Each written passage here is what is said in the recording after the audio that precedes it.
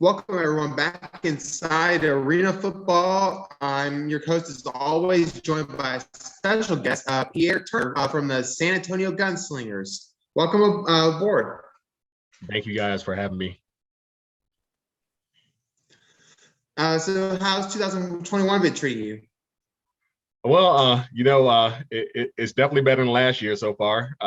It's been treating me good. Hey, I'm playing football right now, which is always a plus. I didn't think I'd be doing that if I was thinking about it at the beginning of last year and at this time. But so far so good, man. I'm thankful. Yeah, obviously last year was a huge mess, and it really did kind of it because everyone was ready to get out there and play, and then COVID hit. Obviously, I think with the AAL, it was like probably a week or two before the season was supposed to start. So that close to the start, like after all the prep, and then it just stops cold right there. I'm guessing that added a bit of motivation. It's not like taking anything for granted going this year. Well, it kind of broke up a little bit at the end there, but I think I got the gist of your question.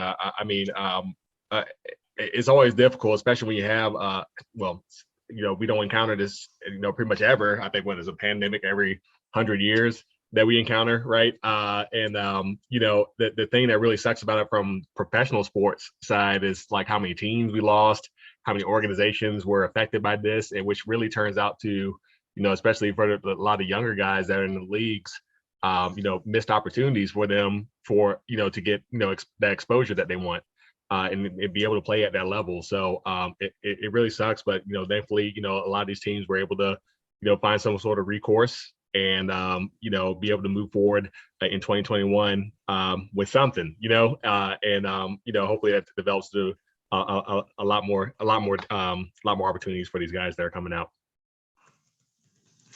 What would you say is like the biggest impact that could have your off-season preparation?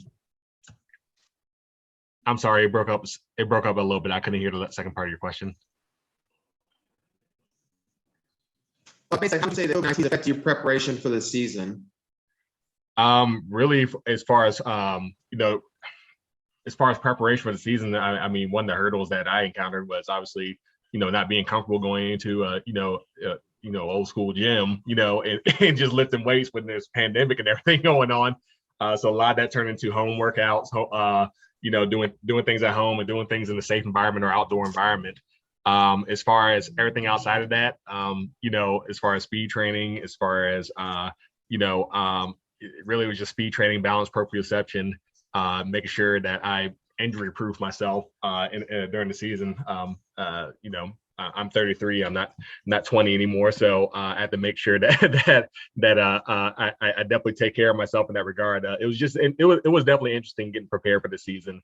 Luckily, with the Gunslingers, they put us in an environment where it was safe. Luckily, we didn't have any in-team exposures like during our practices and everything. And we always got our temperatures checked at practice. When somebody, if they got COVID or were exposed to COVID, we were required to report it immediately. So it was just an interesting process all the way around, something I wasn't really used to. But luckily we came out of it, pretty safely. Got guys, starting to get vaccinated now. Myself, I'm vaccinated to make sure we protect ourselves and others when we're out there. And those protocols are still remain in place. Most definitely, that's the key thing. Is like it's just got to like get vaccinated and hope and get like this into the past. That's just really all we can do at this point. Right. What originally got you involved in arena football? Like, I'm kind of curious. Like, was it like something specific that got you like in your football life? Like, you say like, okay, I want to go after this. I want to chase this. Well, when I came out of college, I wasn't, super highly recruited.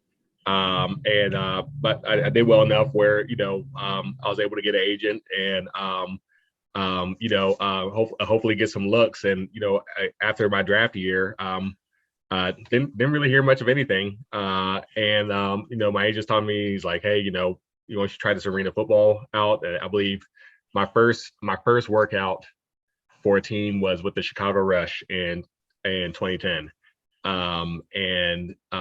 Their coach Mike Hohensee was the coach for the Chicago Rush. I actually ended up meeting who would later be one of my roommates later on in my career during that time, and Mark Woboda, who's an awesome guy and really taught me a lot of things I know about arena football. But from there, I went to what we call a waiver tryout. They sign guys like 2-day contracts. We practice with the team.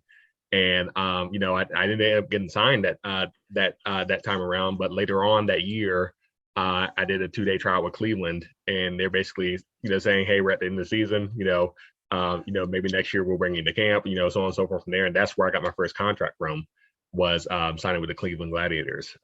So that was in 2011.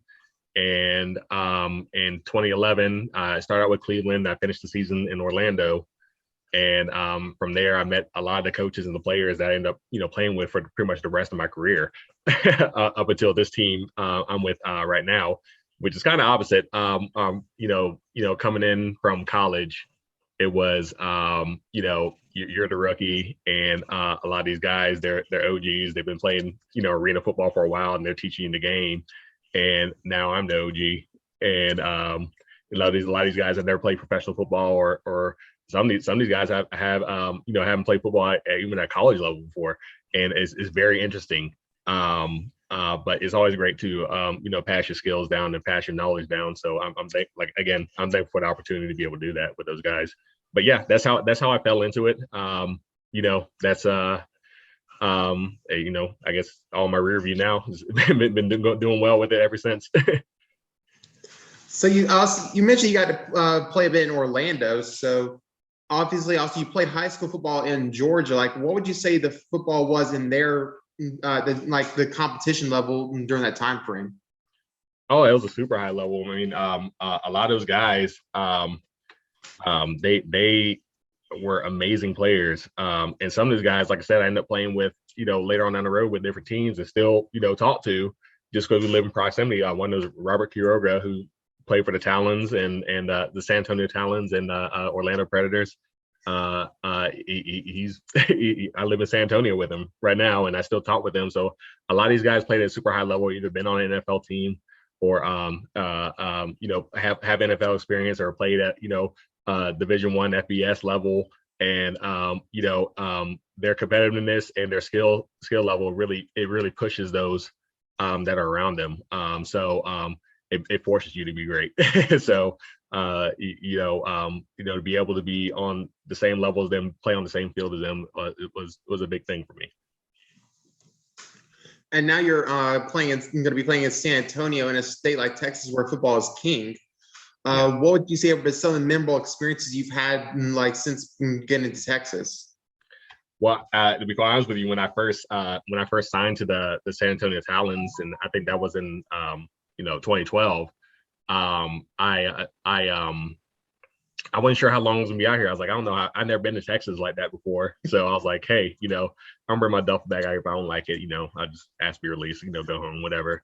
And I ended up loving it out here. I can tell you right now that is just as much as people assume, or probably across the nation, everybody loves Texas football. These people come out and watch the games, both with the Talons for the AFL and the Gunslingers for the AAL. We have really good crowds, and these people are passionate about the sport.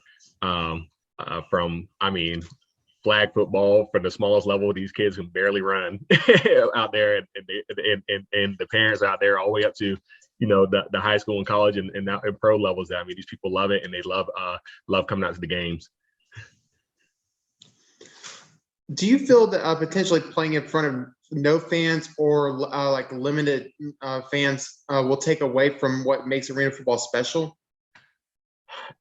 It does take away from the fan experience a little bit, I think. And some of the people that have never been to an arena game or I invite to a game, and they get some wall seats, and they're like, oh my gosh, I've never experienced anything like that in my life. I love it. I'm coming back here. I really I don't like that it takes away from that piece of it because there's nothing like, hey, somebody throws an incomplete pass or somebody gets knocked over the wall and the fan keeps the ball, right?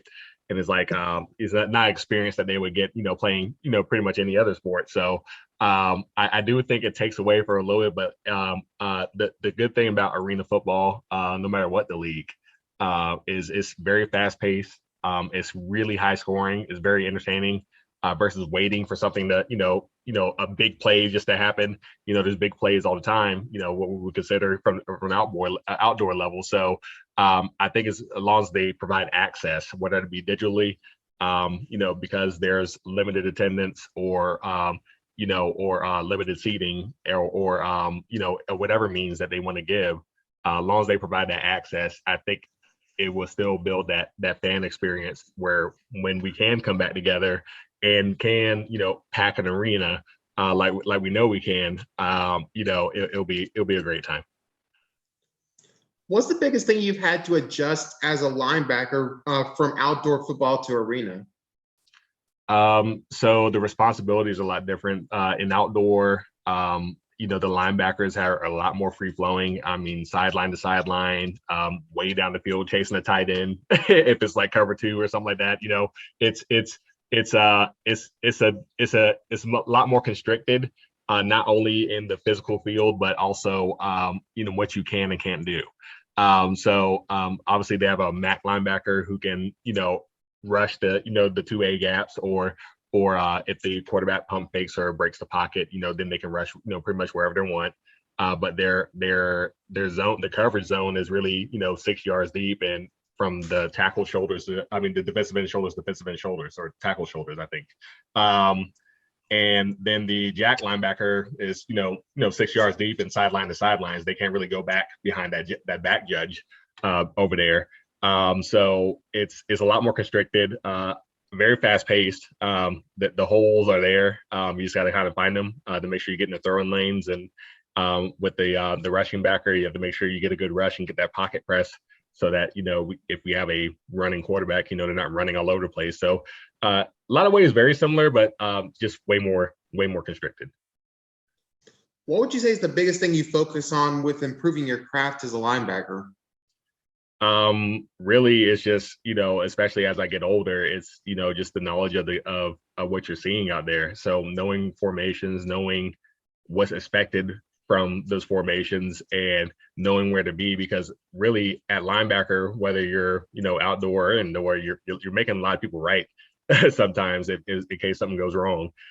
So as a leader out there, as the linebacker out there, and me and Cody Brooks, who's a phenomenal athlete, if I may mention, we're making sure the defense on the front end and some of the back end is running correctly, and that everybody's doing their job correctly. So we have some great athletes out there, but fundamentally,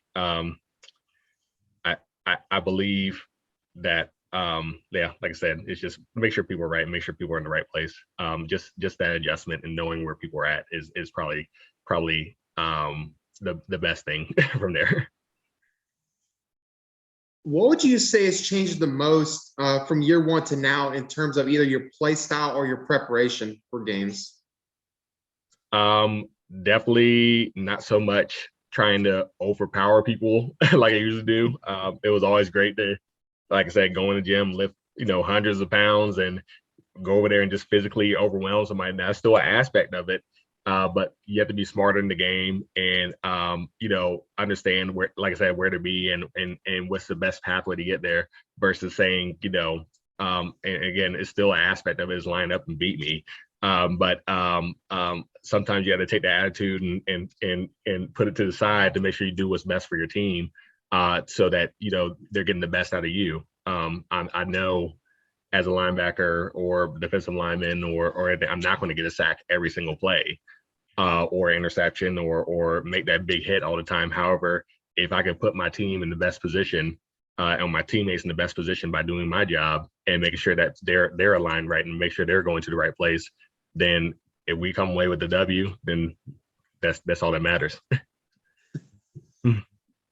What would you say are some of the biggest differences between playing on the road or at home as a player?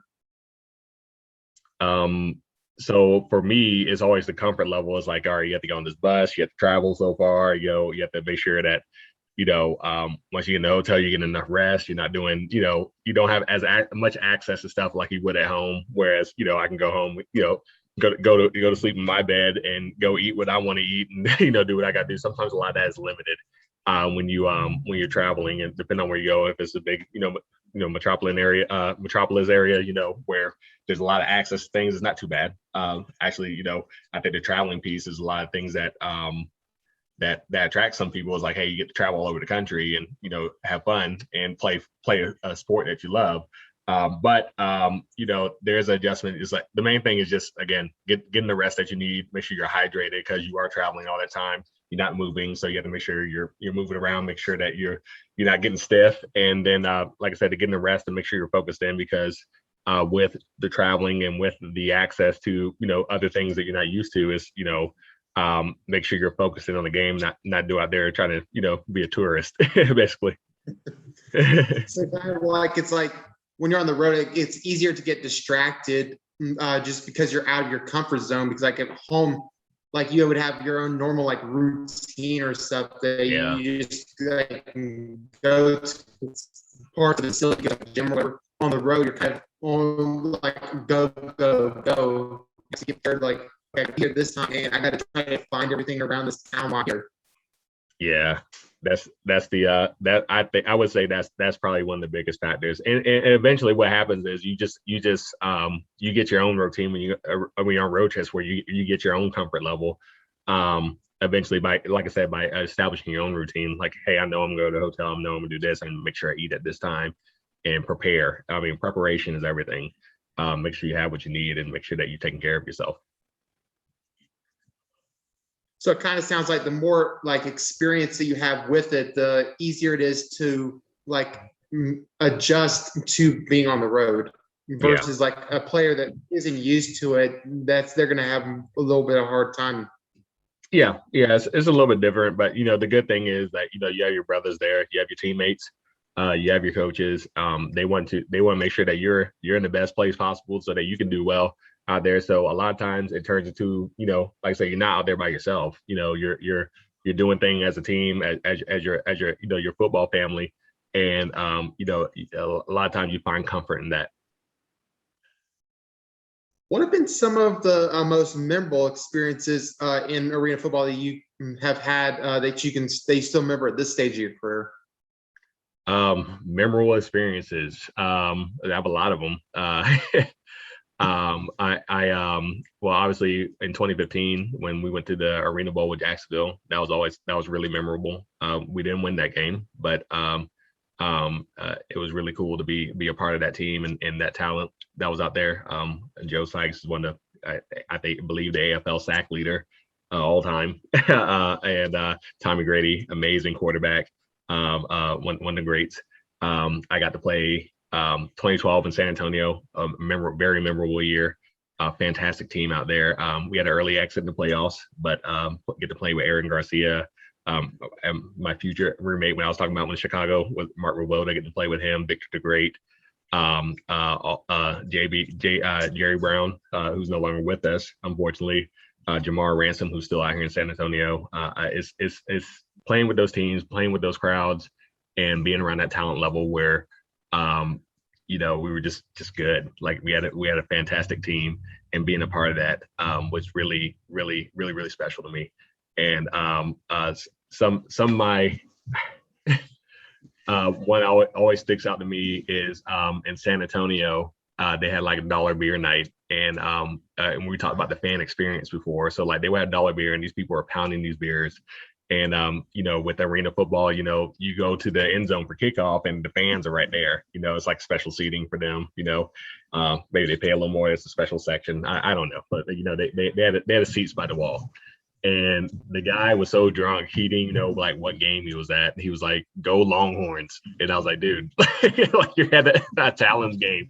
Like I was laughing so hard. We're out there on kickoff, but I mean, this stuff like that. It's just that fan experience and getting to interact with people, before and after the games, was definitely the thing for me because I didn't get that with outdoor football. You got it, you got the message boards, you got to see people after games, but not like you did in arena football where you have people lining up to get your autograph and be in your presence, which was really cool. I have a lot of experience. I probably talk here all night, but definitely those two teams really loved it. 2013 Talons was definitely fun, and that's when I first played with Joe Sykes, Tim McGill, amazing nose guard, one of the best I ever played with. It's just that, like I said, I could talk all night about some of the experiences I had. So obviously you've gotten a chance to like play with players. So obviously they've come from different states, and I think we talked a little bit like the high school football thing earlier. Like I would say, like how like do you ever get into like debates with anyone? Be like with or have anyone like debate like who's like the best state for football?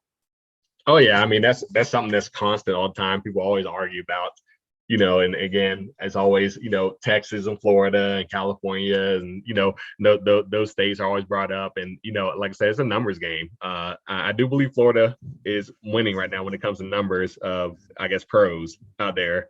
And really with high school and everything, I don't know how they so they had the rivals thing, and I don't really understand it. So I'm not trying to disparage it in any way or talk down to it, but I don't know how you rank high school. There's so many of them. It's so many else. I don't know how these kids get ranked, but it's not that they're entirely wrong. I mean, some of these kids that are have all these stars and they're the top recruits and everything. They're monsters. They're monsters out there. We actually have the I believe it's the Army All-American game here in San Antonio every year, and I like going out to it because I mean these kids, they dwarf me. I'm 6'2", 260, and I like to think I'm pretty big dude. These kids are dwarfing me. And I'm like, God, you're 17 years old. Jesus Christ. Like, I can imagine playing against some of these kids, but back to the original point. I mean, the debate is an ongoing thing and probably will go on till the end of time, till there's football no more. Something replaces it, which probably never. That will be an ongoing debate that every team will have, I'm sure, at some point, of which state is the best state in football. It's definitely it's ongoing debate. I don't know if it'll ever end, but it definitely makes for some fun times. Oh yeah. Like I said, that's one of the best things about playing arena football is people come from everywhere, and you get to hear about their experiences at every level. So of course I represent Georgia, and we have some of the best players ever. Ohio State, but again, there's always argument for the Floridas and all these other states that are out there. So it is what it is. Is there like one play that you still cherish now, like looking back in your career? I'm sorry, I don't know if you heard my daughter in the background. I couldn't hear the first part of the question. Okay. Is there like one play from your career that you cherish now you can remember just right now, like over career that stands out or something? One play that I completely cherish. I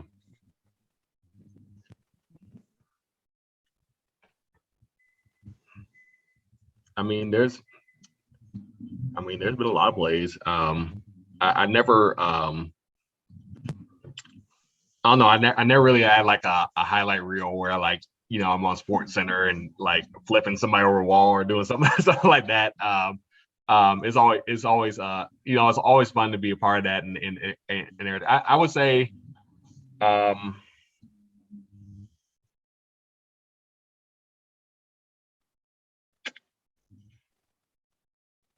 golly, I can't pick one out of my head. I'm thinking like 2012 Talons, like the very first time I've ever beat the Arizona Rattlers.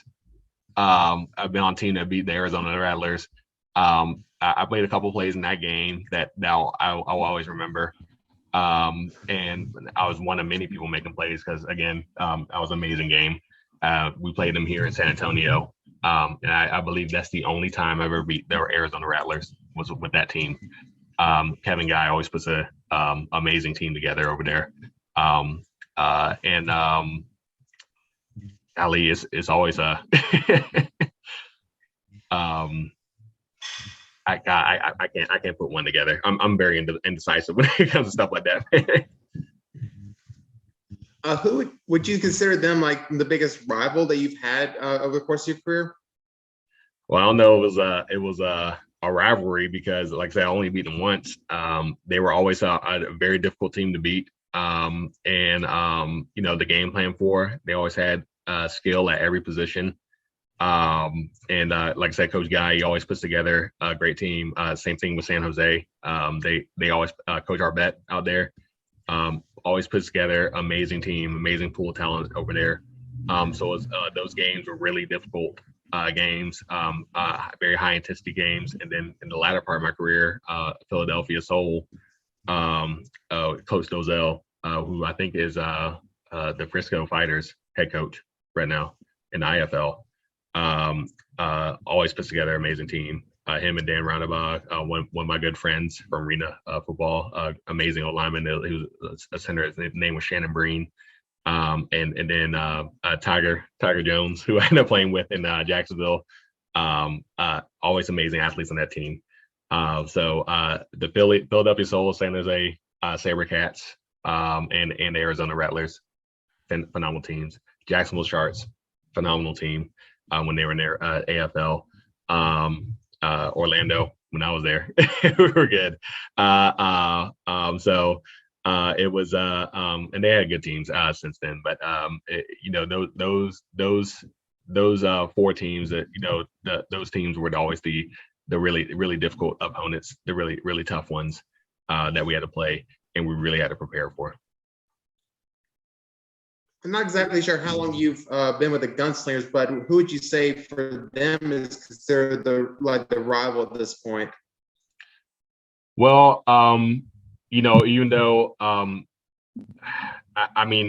we have North Texas this upcoming week, and they had by far the biggest talent pool there. A lot of arena veterans. Not just for the Arena Football League, but I believe the IFL and CIF, a lot of guys that played arena football before. They were able to really put it together.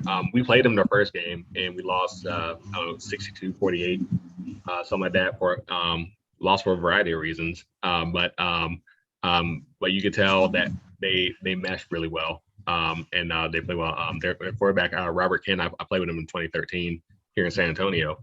And he's a great quarterback, great guy. Clinton Sullivan, Brett Reese, I played with him over there. Fred Shaw played defensive back here with San Antonio with me. He's one of their coaches. They have a good team out there. They have a really good team, and it's one we're doing our best to prepare for. I would consider them our rivals right now, even though Austin was a very close game. But we played Austin twice. And both times it was close. I would say our main rivals would be North Texas. What have been some of the most challenging experiences through your career? The most challenging experience, well, initially it was just getting adjusted to arena football. The speed of the game is just so much faster than outdoor. Luckily, I did okay with it, so I could play a while. But that was the most difficult thing at first. And then the second part is just knowing your role. So a lot of these guys is they are, they're trying to get to the NFL, play at a higher level, NFL, CFL, whatever it may be, which, in order for you to even get a look there, I mean, you would have to really show up on film, really show up, make big plays, be a strong character guy, which the back end is really, really, really on the individual on what you do off the field, but be able to make plays and be coachable. That was the main thing. So I can do my best to be coachable, but sometimes your role is to, you're not the person making plays all the time. So I think that was the most difficult thing to understand, especially when I was younger, was playing your part and doing what's right. Because eventually, if you try to do your own thing, you just end up not doing anything. So I don't think you're going to get looked at as much as if you're not winning. The main thing for me was just knowing your role and make sure you do your job. I think we talked a little bit earlier about like some of the players that you've gotten close to over the years and coaches. What would you say like some of the coaches and players have had the most impact on your football life? Well, yeah.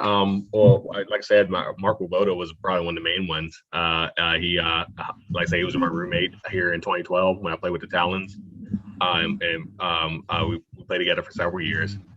Him initially was one of the biggest. He kind of the MAC and the nose in the Arena Football League. Kind of similarly, I think it's similar rules in NAL. I'm not 100% sure, but they really have to have a really strong relationship and know what they're doing out there in order to do our job. Him teaching me how to study the film for Arena, teaching me, what to expect in those situations. That was really huge for me and helped me in my development. Building those relationships with like people like Mark, Tim McGill, who was my second nose guard. And then of course Joe Sykes. Those guys really helped me in my development and helped me be the best player I could be at the time. Not only that, but also with the coaches that I was with, they really helped put me in the best position where I was making plays when I needed and making plays, throughout the course of my career. So it was really important to develop those relationships and move forward. But yeah, you just for me is you almost have to develop those relationships, and regardless, because you never know who you're gonna play with later on down the road. You can be traded, cut, and picked up somewhere else, and some guy you're talking about his mom, in one game or one practice, whatever, and then all of a sudden you're all teammates again. You don't want to it's one thing being aggressive and type A and all that other stuff, and trash talking is part of the game, but you really want to develop these relationships because again, you just don't know who you're going to encounter later on in your career. Are there any goals that you're hoping to accomplish in your career before retiring? I would like a championship at the professional level. That's always a main goal. I got rings from college, and I want one at a professional level. So that's really the main goal for me personally, and that's as a team here in San Antonio. We want to be able to get into the playoffs and show really what we can do, which I think we can come out with, and I'm pretty confident we can come out with a ring if we're able to put it together. I think we're put in a pretty good situation here where we can do that, and we're going to have some hills we got to climb, as every team does. But I think we can do that. So my main goal is to come out with a ring and make sure I pass on the knowledge I do have to some of these younger guys that are coming into Arena for the first time or professional anything for the first time. Their development is key, because when I leave, I want somebody that can take what I know out there and be able to apply it and be successful with it. Okay. Could you see yourself like in a front office or a coaching role after your playing days? It's always something that I've been presented with, especially as of recently. And I'm like, dang, am I looking slow and old out there? Like, what's going on?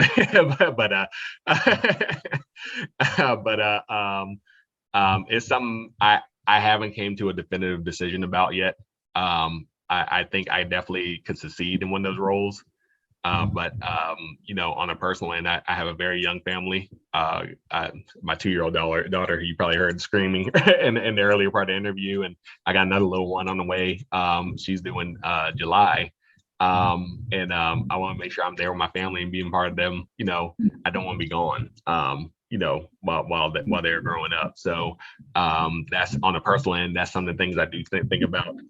But if there's a way that I can, feasibly get that done, which a lot of people have, maybe that'd be, something I can consider in the future. Definitely on the coaching end, maybe even the front office end. The players are very important, and I'm not gonna lie, probably the most important thing we got to win in order for an organization to be successful.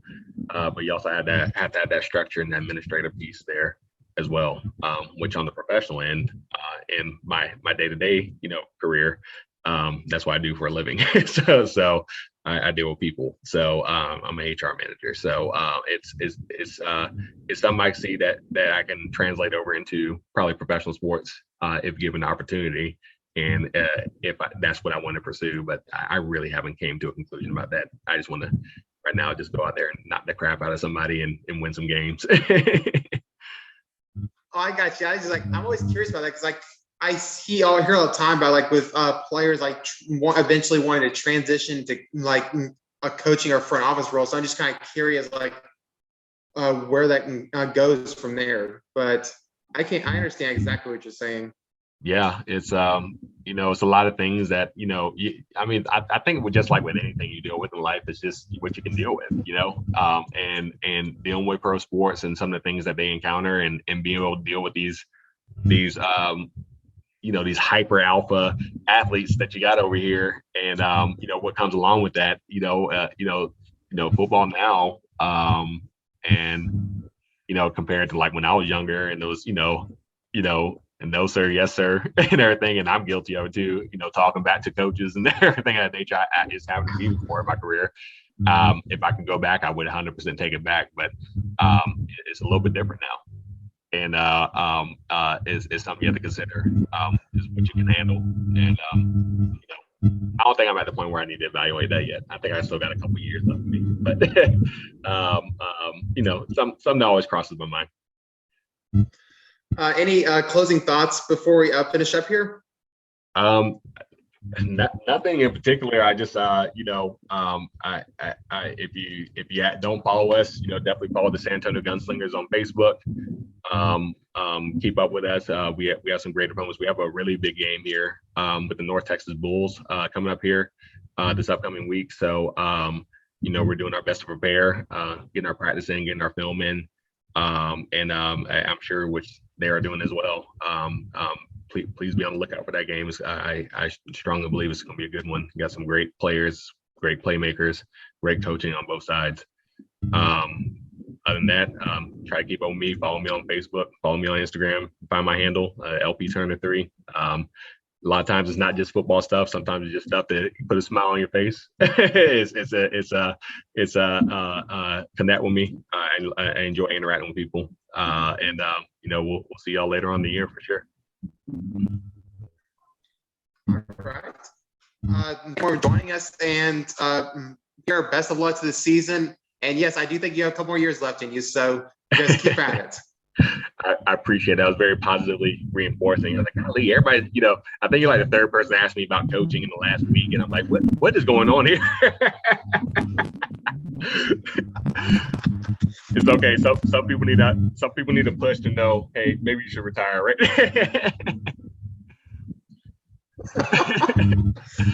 Yeah, like that little nudge, this way.